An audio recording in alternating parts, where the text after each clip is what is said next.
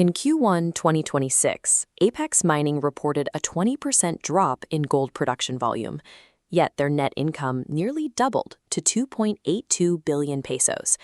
This gap exists because realized gold prices surged to $4,909 an ounce, providing a massive influx of capital.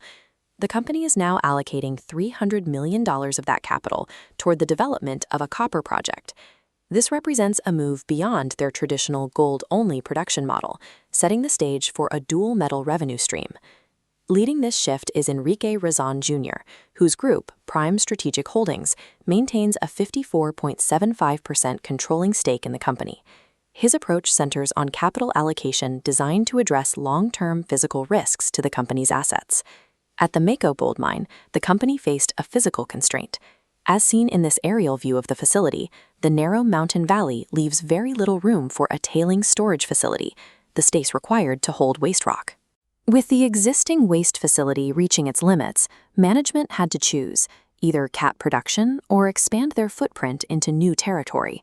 In early 2023, the company acquired Asia Alliance Mining Resources Corp. For $81.5 million, securing the 20,237-hectare North Davao tenement. This provided the necessary land for waste rock storage, extending the Mako mine's projected life until 2034. The acquisition also included the Amacan porphyry copper deposit, located within the new property boundaries. Developing this asset returns the company to its history as a copper producer, a role it previously held in the 1970s. What began as a search for waste storage space resulted in the acquisition of a long-term copper asset. The transition comes at a time when ore grades at the Mako mine have weakened to 2.43 grams per ton. Simultaneously, the company is committing $300 million to the copper project's development. Internal cash flows and debt capacity cover the capital requirements. Despite the spending, they maintain an asset-to-equity ratio of 1.54 to 1. Apex is also funding a 100 million peso upgrade to the Mako mine, aiming to increase production capacity to 3,500 tons per day.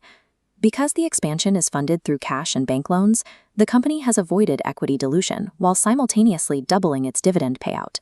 Management is using the current gold cycle to fund the infrastructure needed for a second revenue stream. The bear case centers on the technical difficulty of building the Amacan project. Unlike Mako's narrow gold veins, Amacan is a low-grade porphyry deposit.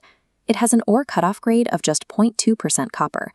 This requires moving significant volumes of waste rock to access profitable material, a process requiring far higher processing capacity than their current operations. Constructing a new processing plant over 3 years carries execution risks and significant environmental permitting requirements. Scaling from gold vein mining to industrial copper production is an operational shift that could strain the company's resources. However, the global market is currently short on copper, driven by the demands of the energy transition. With prices trading at over $6 a pound, the deficit in copper concentrate makes the Amacan project highly attractive. Furthermore, while mining often carries geopolitical risk, fuel accounts for only 4 to 5% of the company's total production costs. If they complete this capital expansion, Apex will operate with 2 distinct revenue drivers, gold and copper. Does the data suggest Enrique Razon's strategy is a signal for growth or a potential value trap? Let us know your take.